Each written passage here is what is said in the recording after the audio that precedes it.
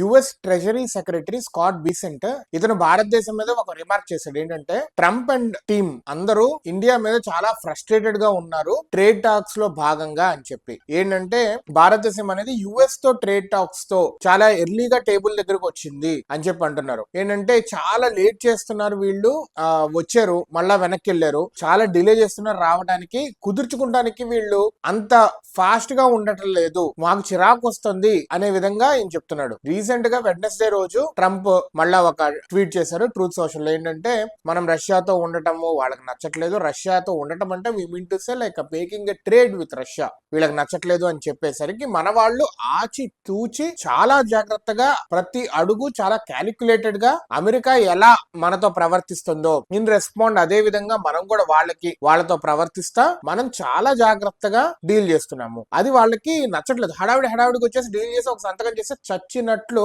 మన జుట్టు వాళ్ళ చేతుల్లో పెట్టి నడవాలి అనేది వాళ్ళు.